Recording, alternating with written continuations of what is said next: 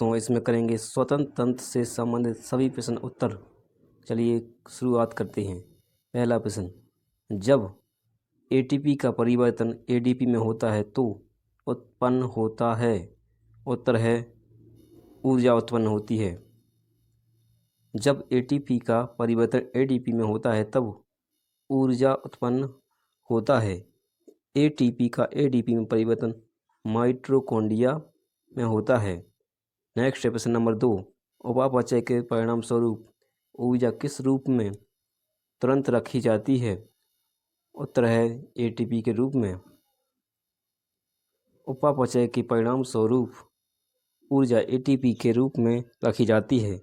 ATP का full form adenosine triphosphate होता है, जो को एनर्जी करेंसी कहा जाता है, यानी एटीपी को एनर्जी करेंसी कहा जाता है। जब एटीपी से एक फॉस्फेट का अणु हटता है तब एटीपी एडिनोसाइन डी फॉस्फेट का निर्माण होता है। एडीपी एक फॉस्फेट अणु मिलकर एटीपी का निर्माण करता है। जब श्वसन ऑक्सीजन की अनुपस्थिति में होता है तब ग्लूकोज के एक अणु टूटकर पाइरुविक एसिड के 2 अणु का निर्माण करते हैं। श्वसन की क्रिया में ग्लूकोज के टूटने की क्रिया को ग्लाइकोसिस कहते हैं। ग्लाइकोसिस में 4 एटीपी का निर्माण होता है, जिसमें 2 एटीपी खर्च हो जाता है तथा 2 एटीपी शेष बचता है। नेक्स्ट है प्रश्न नंबर 3, ग्लूकोज के जल तथा कार्बन डाइऑक्साइड के पूर्ण अपघटन में एटीपी अणु उत्पन्न होते हैं। उत्तर है 38। ग्लूकोज के जल तथा कार्बन डाइऑक्साइड के पूर्ण अपघटन में 38 एटीपी अणु का निर्माण होता है। नेक्स्ट है प्रश्न नंबर 4, ग्लाइकोलिसिस में परिवर्तन होता है। उत्तर है ग्लूकोज पाइरुविक अम्ल में। ग्लाइकोलिसिस में ग्लूकोज पाइरुविक अम्ल में परिवर्तित होता है। ग्लूकोज निर्माण की क्रिया को ग्लाइकोजेनेसिस कहते हैं। नेक्स्ट प्रश्न नंबर 5, जलीय अपघटन में ऊर्जा मुक्त होती है। उत्तर है ऊष्मा के रूप में। जलीय अपघटन में ऊर्जा ऊष्मा के रूप में मुक्त होती है। नेक्स्ट प्रश्न नंबर 6, कार्बनिक यौगिकों के विखंडन से ऊर्जा उत्पादन के लिए होता है। उत्तर है अपचयन के लिए। अपचयन के दौरान कार्बनिक यौगिकों के विखंडन से ऊर्जा उत्पादन होता है। कैटाबॉलिज्म के अंतर्गत पोषक तत्वों को विघटित कर सेल और विलेय पदार्थों के रूप में परिवर्तित करता है। यह डिस्ट्रक्टिव फेज होता है। उपापचय मेटाबॉलिज्म 2 प्रकार का होता है। उपापचय 2 प्रकार का होता है, उपचय तथा अपचय। उपचय एनाबॉलिज्म पोषक तत्वों के स्वांगीकरण और इससे ऊतकों के निर्माण की क्रिया को उपचय कहते हैं। यह डिस्ट्रक्टिव फेज होता है। नेक्स्ट है प्रश्न नंबर 7, सबसे पहले किस प्रकार का श्वसन विकसित हुआ था। उत्तर है एनएरोबिक श्वसन। सबसे पहले जब जीवन का उत्पत्ति हुआ उस समय जीव एनएरोबिक श्वसन करते थे। इस प्रकार के श्वसन में ऑक्सीजन की आवश्यकता नहीं होती है। एरोबिक श्वसन में ऑक्सीजन की आवश्यकता होती है। नेक्स्ट है प्रश्न नंबर 8, एक सामान्य मनुष्य 1 मिनट में सांस लेता है 14 से 18 बार। एक सामान्य मनुष्य 1 मिनट में 14 से 18 बार सांस लेता है। नेक्स्ट है प्रश्न नंबर 9, हाइबरनेशन के समय मेढक श्वसन करता है। उत्तर है त्वचा द्वारा। हाइबरनेशन एवं एस्टिवेशन के समय मेढक नम त्वचा द्वारा श्वसन करता है। मेंढक जब पानी में रहता है तब बाह्य गिल्स से श्वसन करता है। जब मेंढक जमीन पर रहता है तब फेफड़े द्वारा श्वसन करता है। नेक्स्ट है प्रश्न नंबर 10, मनुष्य में निश्वासित वायु में ऑक्सीजन की कितनी मात्रा होती है। उत्तर है 17%। इंस्पिरेशन में मनुष्य 21% ऑक्सीजन लेता है, लेकिन निवासित वायु में ऑक्सीजन की मात्रा 17% होती है। नेक्स्ट प्रश्न नंबर 11, निम्नलिखित में से कौन सा जंतु श्वसन तो करता है परंतु श्वसन अंग नहीं होता है? उत्तर है केंचुआ। केंचुआ श्वसन करता है लेकिन उसमें श्वसन अंग नहीं होता है। केंचुआ त्वचा द्वारा श्वसन करता है। मेंढक का टैडपोल लार्वा गिल्स से श्वसन करता है या श्वास लेता है। कॉकरोच ट्रैकिया से श्वास लेता है। नेक्स्ट है प्रश्न नंबर 12, तिलचट्टे में श्वसन अंग है? उत्तर है ट्रैकिया। तिलचट्टे में श्वसन अंग ट्रैकिया है। बड़े जीव लंग्स यानी फेफड़ों से श्वसन करते हैं। उदाहरण के रूप में मानव, मेंढक, कुत्ता इत्यादि फेफड़ों से श्वसन करते हैं। मछलियों का श्वसन अंग गिल्स है, यानी मछलियाँ गिल्स द्वारा श्वसन करती हैं। नेक्स्ट है प्रश्न नंबर 13, कोशिका में भोजन या ग्लूकोज का ऑक्सीकरण कहाँ होता है? उत्तर है माइटोकॉन्ड्रिया में। कोशिका में भोजन या ग्लूकोज का ऑक्सीकरण माइटोकॉन्ड्रिया में होता है। ग्लूकोज में राइबोसोम पाया जाता है। कोशिका में राइबोसोम पाया जाता है जिसमें प्रोटीन का संश्लेषण होता है। कोशिका में राइबोसोम पाया जाता है जिसमें प्रोटीन का संश्लेषण होता है। कोशिका द्रव पादप कोशिका एवं जंतु कोशिका दोनों में पाया जाता है। इसमें 90% जल, 10% भाग में खनिज लवण, कार्बोहाइड्रेट तथा प्रोटीन इत्यादि पाया जाता है। कोशिका द्रव कोशिकाओं को सुखाने से बचाने का कार्य करता है। नेक्स्ट है प्रश्न नंबर 14, ग्लूकोज के एक अणु के पूर्ण ऑक्सीकरण में से कितने एटीपी ऊर्जा प्राप्त होती है? उत्तर है 38। ग्लूकोज के एक अणु के पूर्ण ऑक्सीकरण से 38 एटीपी ऊर्जा प्राप्त होती है। नेक्स्ट है प्रश्न नंबर 15, एटीपी संश्लेषण की क्रिया है? उत्तर है ऊर्जा शोषी। एटीपी संश्लेषण ऊर्जा शोषी क्रिया है। नेक्स्ट है प्रश्न नंबर 16 में कार्बोहाइड्रेट निम्नलिखित में विखंडित हो जाता है? उत्तर है कार्बन डाइऑक्साइड और जल में।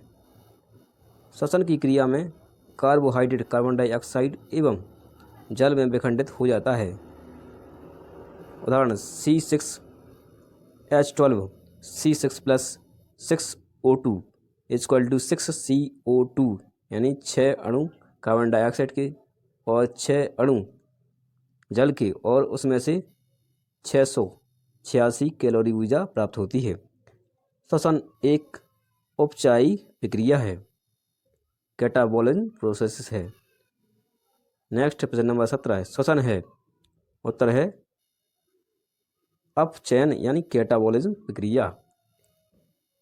श्वसन एक अपचयन प्रक्रिया है। नेक्स्ट है प्रश्न नंबर 18, 1 ग्राम ग्लूकोज के संपूर्ण ऑक्सीकरण से कितने अणु एटीपी बनते हैं? 1 ग्राम ग्लूकोज के संपूर्ण ऑक्सीकरण से 38 एटीपी बनते हैं। ग्लूकोज कार्बोहाइड्रेट का मोनोसैकेराइड है जो जल में घुलनशील होता है। सुक्रोज एक अणु ग्लूकोज तथा एक अणु फ्रक्टोज के मिलने से बनता है। यह कार्बोहाइड्रेट का डाइसैकेराइड है। विटामिन सी का वैज्ञानिक नाम एस्कॉर्बिक एसिड है। इसकी कमी से, यानी विटामिन सी की कमी से, स्कर्वी नामक रोग हो जाता है। नेक्स्ट है प्रश्न नंबर 19, कोशिकाओं में तात्कालिक ऊर्जा उत्पादन के लिए निम्नलिखित में से एक लिया जाता है? उत्तर है ग्लूकोज। कोशिकाओं में तात्कालिक ऊर्जा उत्पादन के लिए ग्लूकोज का सेवन किया जाता है। मछली निम्नलिखित की सहायता से सांस लेती है? उत्तर है गिल्स द्वारा। मछली गिल्स की सहायता से सांस लेती है। मनुष्य का मुख्य श्वसन अंग फेफड़ा है। मेंढक का मुख्य श्वसन अंग मुख गुहा, त्वचा, फेफड़ा है। नेक्स्ट है प्रश्न नंबर 21, इनमें से किसमें ऊर्जा का उत्पादन होता है? उत्तर है श्वसन में। श्वसन की क्रिया में ऊर्जा का उत्पादन होता है। नेक्स्ट है प्रश्न नंबर 22, निम्नलिखित पाद अंगों में से कौन सा अंग श्वसन अंग है? उत्तर है पत्ती।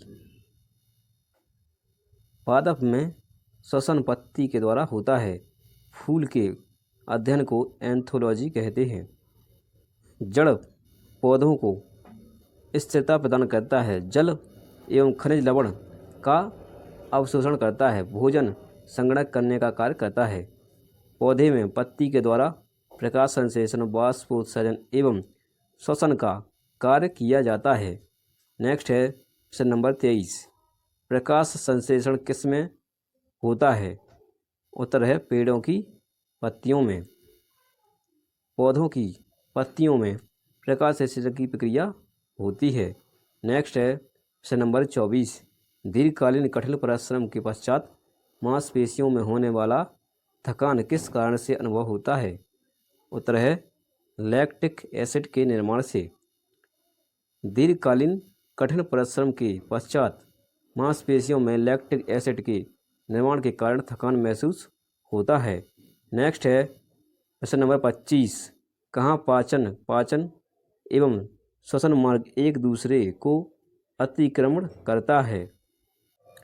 लाइरेक्स यानी श्वसन तंत्र, स्वर तंत्र को वॉइस बॉक्स, साउंड बॉक्स भी कहा जाता है। लाइरेक्स में पाचन एवं श्वसन मार्ग एक दूसरे को अतिक्रमण करता है। ग्रसनी में भोजन का पाचन नहीं होता है। यह भोजन को मुख से आमाशय तक पहुंचाने का कार्य करता है। नेक्स्ट है प्रश्न नंबर 26, फेफड़ों की कुल वायु क्षमता है? उत्तर है 6 से 8 लीटर। फेफड़ों की वायु क्षमता 6 से 8 लीटर होता है। प्रश्न नंबर 27, मानव शरीर के किस अंग में रुधिर ऑक्सीजन युक्त होता है? उत्तर है फेफड़ा। फेफड़ा यानी लंग्स में ब्लड ऑक्सीजन युक्त होता है। नेक्स्ट है प्रश्न नंबर 28, कौन सा वायवीय एवं अवायवीय श्वसन में समान है? उत्तर है ग्लाइकोलिसिस। ग्लाइकोलिसिस की क्रिया वायवीय एवं अवायवीय श्वसन में समान है। एक अणु ग्लूकोज से इस क्रिया में पाइरुविक अम्ल के 2 अणु का निर्माण होता है। नेक्स्ट है प्रश्न नंबर 29, एटीपी है? उत्तर है उच्च ऊर्जा सहित फॉस्फेट बंध का एक अणु है। एटीपी यानी एडेनोसाइन ट्राइफॉस्फेट उच्च ऊर्जा सहित फॉस्फेट बंध का एक अणु है। नेक्स्ट है प्रश्न नंबर 30, जलचरों में भूचरों की अपेक्षा श्वसन क्रिया तीव्र से होती देखी जा सकती है। इसका कारण हो सकता है? उत्तर है जल में घुली ऑक्सीजन की मात्रा का वायु में घुली ऑक्सीजन की मात्रा की अपेक्षा कम होना। जल में घुली ऑक्सीजन की मात्रा वायु में घुली ऑक्सीजन की मात्रा की अपेक्षा कम होने के कारण जलचरों यानी जलीय जंतुओं में भूचरों यानी स्थलीय जंतु की अपेक्षा श्वसन की क्रिया तीव्र गति से होती है। नेक्स्ट है प्रश्न नंबर 31, कॉकरोच जल में जीवित नहीं रह सकता है क्योंकि उसका श्वसन अंग नहीं है। उत्तर है वातक यानी ट्रैकिया। कॉकरोच जल में जीवित नहीं रह सकता है क्योंकि उसमें श्वसन वातक यानी ट्रैकिया से होता है। पृथ्वी पर जितने भी कीट हैं उन सभी में ट्रैकिया द्वारा श्वसन की क्रिया होता है। नेक्स्ट है प्रश्न नंबर 32, मछली का एयर ब्लैडर यानी वायु आशय किस रूप में कार्य करता है? उत्तर है सहायक श्वसन अंग एवं और द्रव स्थितिक अंग दोनों में। मछली का एयर ब्लैडर यानी वायु आशक सहायक अंग और द्रव क्षैतिज अंग दोनों के रूप में कार्य करता है। नेक्स्ट है प्रश्न नंबर 33, किस प्रक्रिया द्वारा श्वसन के दौरान गैसें रुधिर में प्रवेश करती हैं और फिर उसे छोड़ती हैं। उत्तर है विसरण और सक्रिय परिवहन। विसरण और सक्रिय परिवहन के द्वारा श्वसन के दौरान गैसें रुधिर में प्रवेश करती हैं जो और फिर उसे छोड़ती हैं। नेक्स्ट है प्रश्न नंबर 34। लंबे समय की कसरत का मुख्य ईंधन क्या होता है? उत्तर है वसा। वसा यानी फैट लंबे समय तक कसरत व्यायाम का मुख्य ईंधन होता है। नेक्स्ट प्रश्न नंबर 35। अंडे से नया नया निकला टैडपोल किसके माध्यम से श्वास लेता है? उत्तर है भीतरी गलफड़ों से। नेक्स्ट है कौन सी सिरा फेफड़ों से हृदय में शुद्ध रक्त लाती है? उत्तर है फुसफुस सिरा। फुसफुस सिरा में शुद्ध रक्त का प्रवाह होता है। फुसफुस धमनी में अशुद्ध रक्त का प्रवाह होता है। यह धमनी हृदय से फेफड़े में अशुद्ध रक्त ले जाती है। नेक्स्ट है प्रश्न नंबर 37। फ्लूरा किसका आवरण है? फ्लूरा किसका आवरण है? उत्तर है फुस या फेफड़े का। फुसफुस या फेफड़े का। हृदय की आवरण को पेरिकार्डियम कहते हैं। वृक्क या गुर्दा के आवरण को पेरिटोनियम कहते हैं। नेक्स्ट है प्रश्न नंबर 38। निम्नलिखित में से एक एंजाइम का स्रावण ईस्ट द्वारा होता है जो किण्वन के लिए उत्तरदायी है। वह है जाइमेज। जाइमेज एंजाइम का स्रावण ईस्ट द्वारा होता है जो किण्वन के लिए उत्तरदायी है। इनवर्टेज एंजाइम भी किण्वन की क्रिया में सहायक होता है। लाइपेज वसा के पाचन में सहायक होता है। नेक्स्ट है प्रश्न नंबर 39। मानव शरीर में कंड को क्या कहा जाता है? मानव शरीर में कंड को वॉइस बॉक्स मानव शरीर में कंड को लाइरेक्स होता है जिसे वॉइस बॉक्स कहा जाता है। नेक्स्ट है प्रश्न नंबर 40।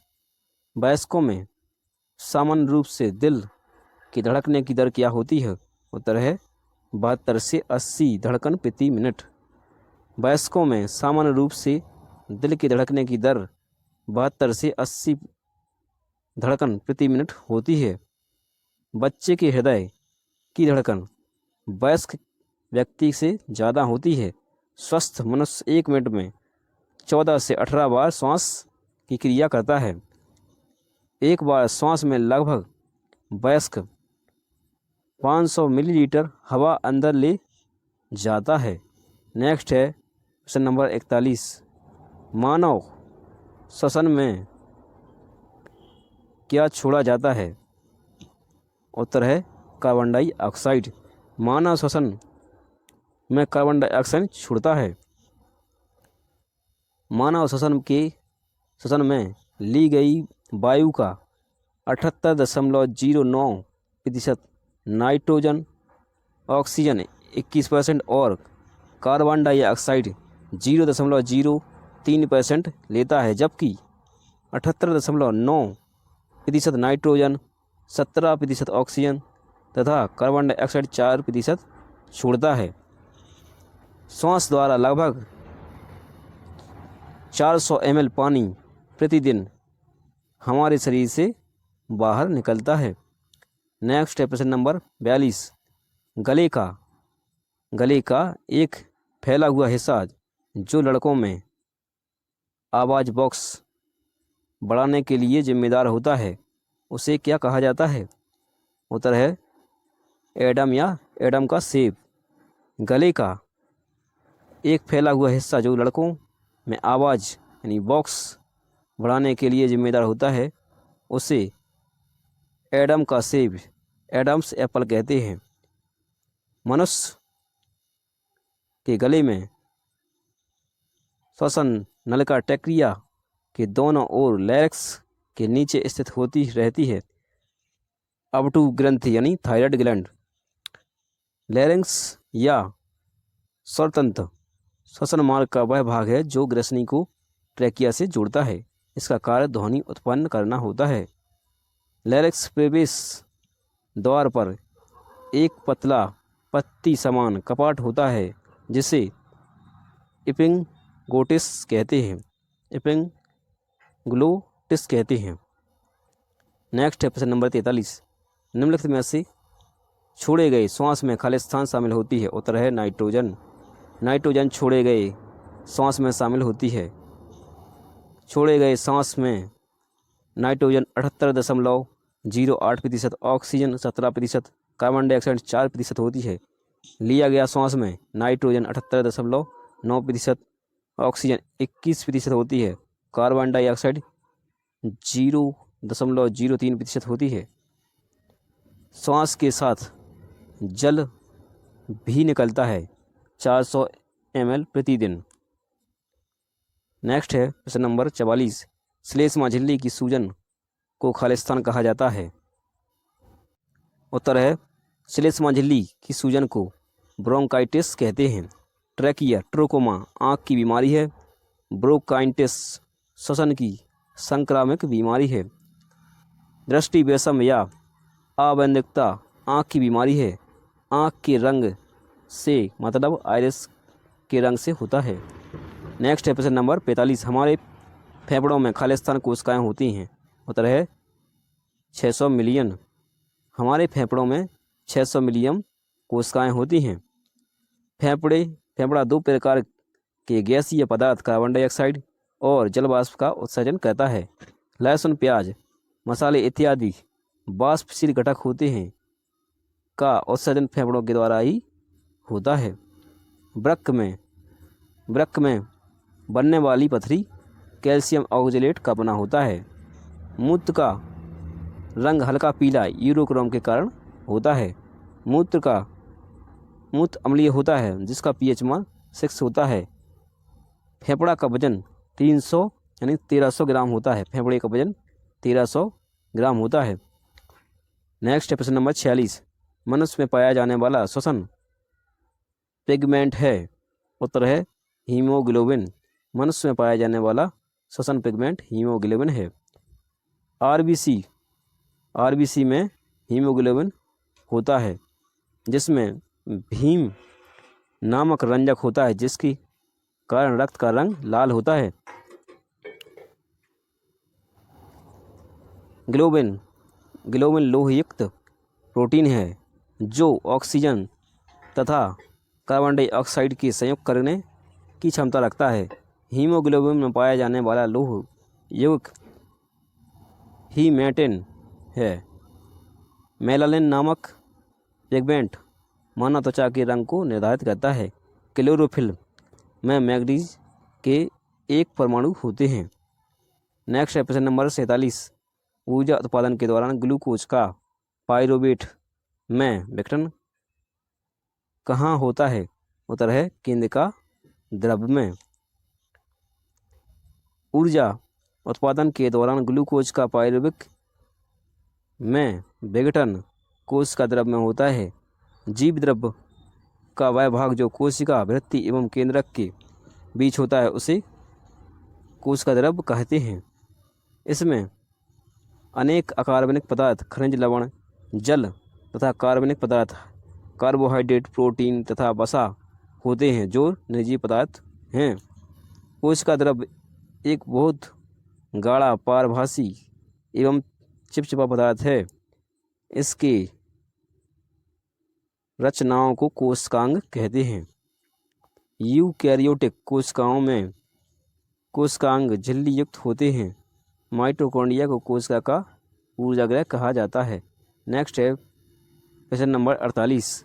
ऑक्सीजन का उपयोग करके पाइरूवेट का विभाजन खालिस्तान में होता है।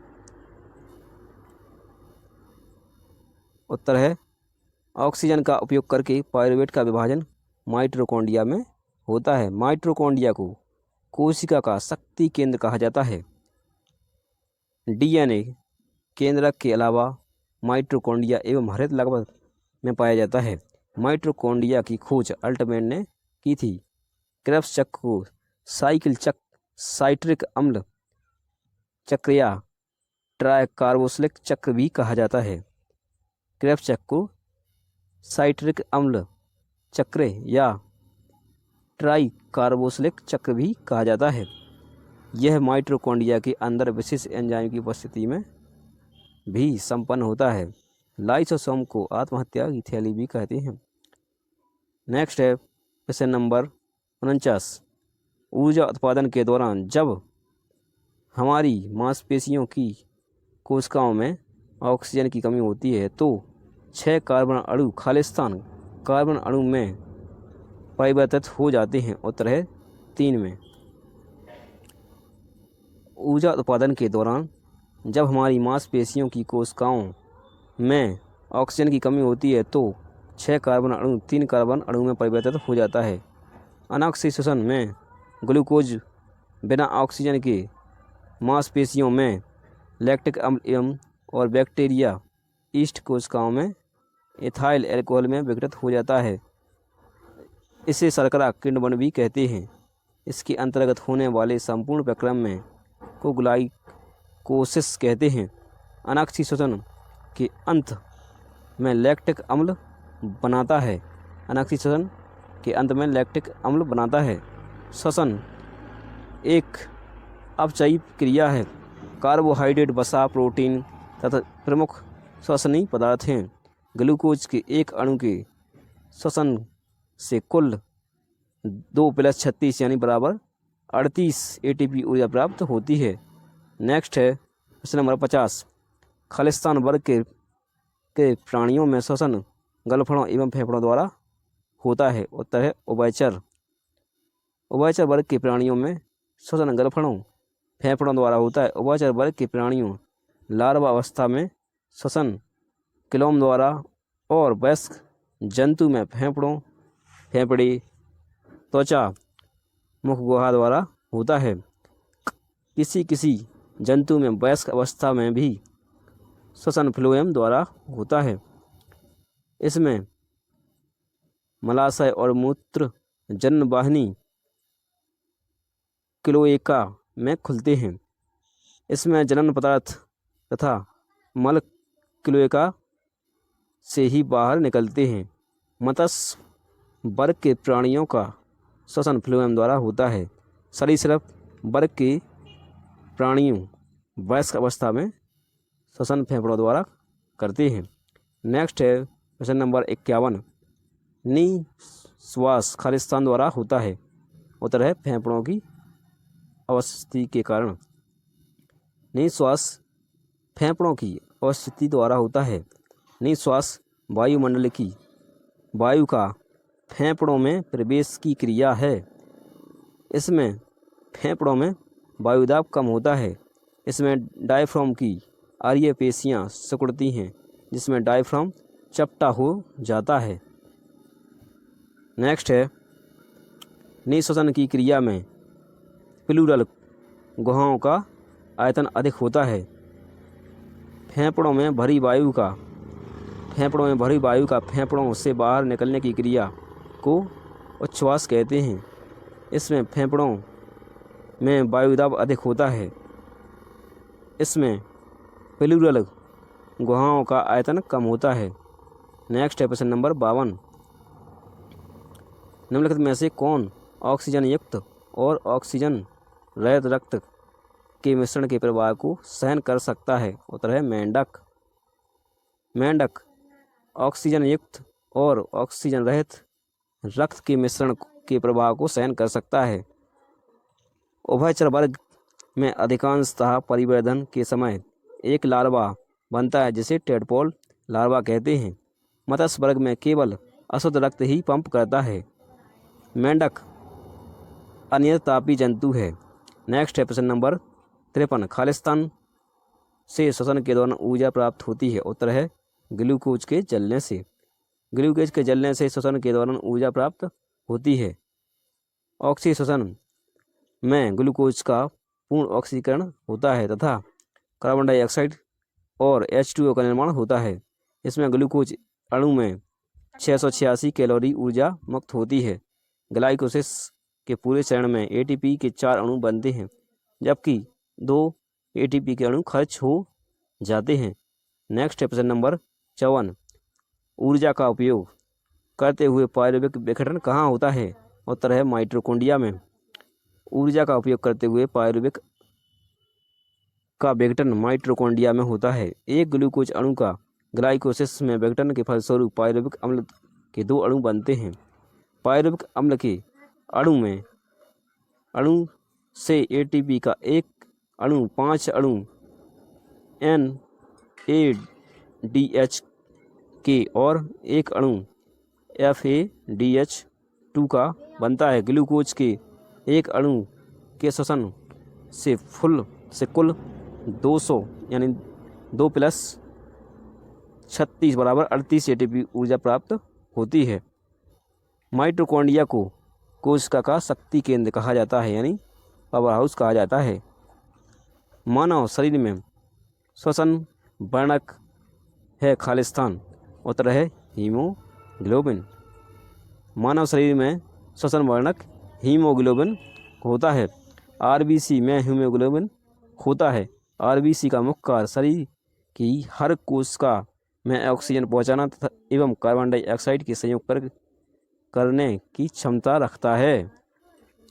हीमोग्लोबिन में पाया जाने वाला लोह यौगिक हीमैटिन आयरन ++ होता है। हीमोग्लोबिन में हीम नामक रंजक पाया जाता है। हीमोग्लोबिन में हीम नामक रंजक पाया जाता है, जिसके कारण रक्त का रंग लाल होता है। ग्लोबिन लोह युक्त प्रोटीन होता है। हीमोग्लोबिन की कमी से रक्त क्षीणता यानी एनीमिया रोग हो जाता है।